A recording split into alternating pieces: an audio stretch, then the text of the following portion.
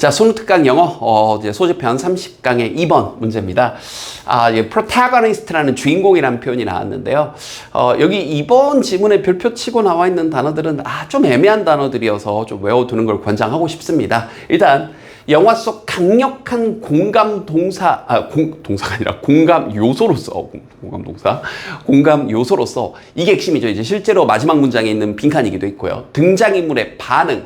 그러니까 우리가 실제로 그 상황에 내가 꼭 감정이입이 돼야만 우리가 공감을 하는 게 아니라 등장인물의 반응만 봐도 거기가 우리가 충분히 공감이 된다는 얘기고 저도 완전 공감을 합니다.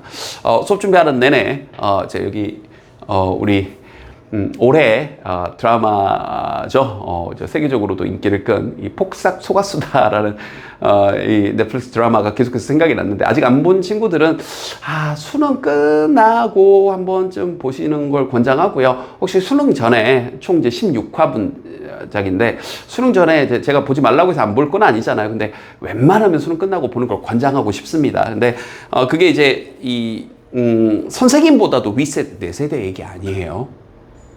제 세대 얘기 아닙니다. 자, 저보다도 한참 윗세대. 네. 저는 여러분하고 좀 더 가깝고 싶은 사람이에요. 묻어갈게요. 자, 어쨌든, 선생님 진짜 정말로 선생님보다 윗세대 얘기인데도 불구하고, 선생님도 이제 보는 내내, 주책맞게 펑펑 우는 바람에 참, 감정이 많이 되는데 이 글을 읽으면서도 완전 공감합니다. 맞아요. 제가 그 세대를 산 사람이 아님에도 거기 나오는 주인공 애순과 관식의 그 반응들의 감정이입이 돼서 학시 아저씨한테 감정이입이 돼서 그리고 이제 생각을 쭉 들어온 친구들 알겠지만 선생님의 최애가 거기 또 우리 아이유님이 나오죠. 이지은님이 나오는데 그분에게 감정이입이 돼서 이렇게 되는 거죠. 죄송합니다. 감정이입이 아니라 그분들의 반응을 보고 우리가 충분히 공감할 수 있다는 얘기죠. 자. 그래서 방금 얘기 꼭 동일시, identify with라는 표현을 쓰는데 꼭 동일시하지 않아도 그 상황이나 주인공들의 반응을 보고 특히 우리가 문화권이 같을 때 거기에 대한 이 공감을 할 수 있다는 내용입니다. 자, internalize, 내면화하다. 딱히 어려운 단어 아닌데 이렇게 ISE로 끝날 수도 있고요. IZE로 끝날 수 있는데 이제 미국식 영어, 그 다음에 영국식 영어 차이입니다. 영국식에서 보통 이제 이렇게 표현하는데 아마 글 쓰니까 이제 영국계 혹은 호주 쪽 출신인가 봐요. 그러니까 여러분들한테 익숙할 때는 IZE로 끝나는 게 좀 익숙하죠. 이제 같은 표현이라는 걸 알아두시고요. 자, 이 단어 형광펜. 앞선 강의에서도 이제 몇 강인지 좀 기억이 좀 가물가물하네요. 강조했었는데 그냥 identify는 뭔가를 확인하다, 뭔가를 찾다, 신분 따위를 확인하다 이런 뜻인데 지금 나와 있는 것처럼 identify with 하게 되면 뭐뭐와 동일시하다는 아예 다른 단어입니다. 조심하세요. 그래서 여기 딱 그 뜻으로 쓰였고요. completely, 완전히. in respect of가 뭐뭐에 관해 좀 약간 낯설 수도 있는데요. 이 respect이 어떤 측면, 면이니까 어떤 면에 있어서가 좀 직역이에요. 그래서 좀 의역해서 그것에 관해 이렇게요. 그 다음, supernatural, 초자연적인, 이건 쉽죠. 그 다음에 이게 haunted, 입 좀 크게 벌리시고요. haunted 하게 되면 이게, 유령이 나오는, 그래서 원래는 이제 여러분들 그 사냥하다라는 hunt하고는 구별하시고요. 입 크게 벌리셔야 돼요. haunted, 이렇게. 그 다음, circumstance, 보통 이제 상황인데 복수 형태로 많이 쓰죠. circumstances, 이렇게. situations, 같은 단어고요. establish, 어떤 일을 설립하다, 뭔가 이제 어떤 걸 세우다, 기반하다인데, 여기 맥락상 알아내다라는 뜻으로 쓰인 거지, establish 원래 뜻은 뭔가를 세우다 이런 겁니다. 알아내다라는 뜻은 여기 맥락상 뜻이고요.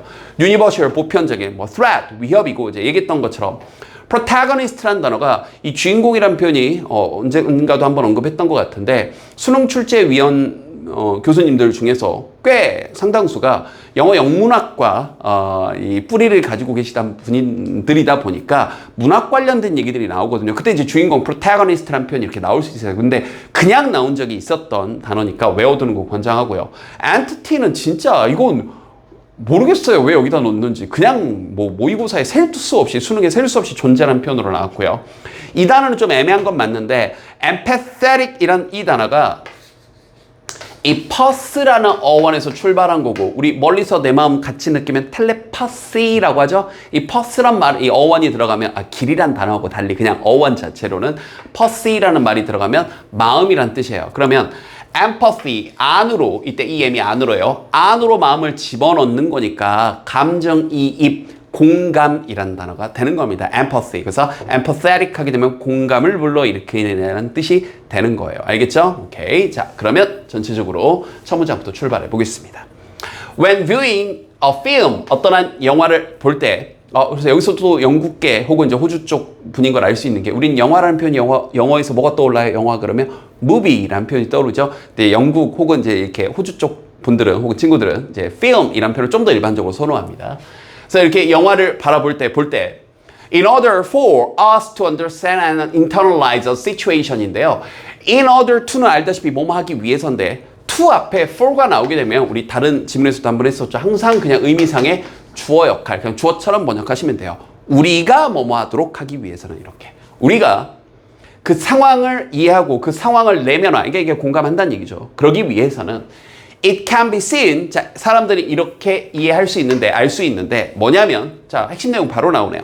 형광펜을 치진 않았는데 형광펜에 준하는 내용인데 형광펜 쳐버립시다. 이 글의 주제까지는 아닌데 핵심 내용을 담고 있으니까 형광펜 쳐버리죠 뭐. It is not necessary, 꼭 필수적인 건 아닙니다. For us, 우리가, 자, 또 나왔죠. to 앞에 for가 나오면 주어처럼. 그게 꼭 필수적인 건 아닌데 그게 뭐냐면 for us, 우리가 to identify completely or even at all, 완전히 아니면 at all, 아주 조금이라도 identify with 중간에 이렇게 껴있는 거예요. with the protagonist, 주인공과 꼭 동일시 할 필요는 없습니다. 내가 저 상황에 처해져 봐야, 그 상황이 딱 이해가 돼야 반드시 그걸 꼭 내가 알 수 있는 건 아니라고요. 그래서 아까 선생님이 얘기했던 것처럼 폭삭 소가수다는 분명히 우리보다 윗세대 혹은 우리가 경험해보지 못했던 요즘 세대와는 맞지 않는 드라마인데 왜 우리가 그렇게 내가 그렇게 펑펑 울었을까요? 진짜 아우 진짜 선생님 이제 혼자 집에서 잠깐 이제 쉬다가 잠깐 이렇게 봤는데, 선생님 원래는 개인적으로는 드라마를 잘 못 봐요. 왜냐면 워낙 이제 선생님 스케줄이 빠듯하다 보니까 드라마는 이렇게 여러 편이 있잖아요. 볼 수가 없어요. 영화 정도는 이제 가끔씩 보는데 그 16부작을 잠을 안 자고 그냥 와, 하루에 이틀인가요? 그냥 막 달렸죠. 진짜 보는 내내 사람들이 많이 울었다고 하는 편 말고도 다른 편들에서 그냥 펑펑 우느라고. 네, 하여튼 뭐 그랬습니다. 그러니 딱 이거죠. 정말로 자, the viewer, 우리 시청자는요, only need to have a scene, 오직 어떤 장면을 딱 이런 장면만 가지고 있으면 되는 거예요. 어떤 장면만 있으면 되냐면, 자, 이게 형광펜. 이제 이게 이 글의 주제, 명확한 주제는 여기죠. 특히 이 부분은 빈칸 내는 거 괜찮습니다. 마지막 문장의 빈칸하고 일맥상통하는 거죠. 마지막 문장에 리액션이라고 나왔던 빈칸이죠. 같은 말이죠. 전형적인 바꿔쓰기. 즉, 왜 주인공의 그 반응이 적절한지, 그들의 그 상황에 대한, 왜 그 주인공의 반응이 적절한지에 대한 그런 약간의 have a sense, scene이 아니라 죄송합니다. scene이 아니라 sense, 그런 감각, 느낌만 있으면 되는 거죠. 그러니까 그 상황에 대한 이해, 내가 꼭 거기 동일시할 필요까지 없고 그 상황에 대한 이해만 있으면, 그러니까 우리가 가족이라는 그 똑같은 메시지를 가지고 시대가 완전 다르지만 현재도 통용되는 주제니까, 특히나 여기도 나오지만 같은 문화권이니까 완벽하게 감정이입이 되는 거죠. 즉, if we consider this, 우리가 이걸 고려한다면, 앞문장의 방금 내용, 그 내용 그대로, 항상 this는 바로 앞문장 내용 고르시면 돼요. 뭐에 관해? 뭐 예를 들어 공포 영화에 관해, 자, 이걸 한번 고려를 한번 해보면, 감정이입을 하고 그 상황에 대한 이해만 있으면 된다는 이걸 한번 적용을 해보면, we do this mostly easily, 우리는 아주 쉽게 이걸 해내는데, 즉 감정이입, 이 상황에 대한 이해를 해내게 되는데, 특히나 초자연적 entity, 별표 치고 나왔지만 존재가 나타났을 때, 그때 우리는 아주 쉽게 왜 주인공이 하고 소리 지르고 도망치고 막 내지는 이제 다른 사람들한테 말했을 때 그걸 안 믿고 주인공만 바보 되고, 야, 귀신이 어딨냐 뭐 이러면서, 그죠? 유령이 어디 있어? 뭐 이런 이 초자연적인 존재가 나타났을 때 왜 그 주인공은 그런 취급당하고 또 내지는 도망 다니는지 우리는 쉽게 이해하게 되죠.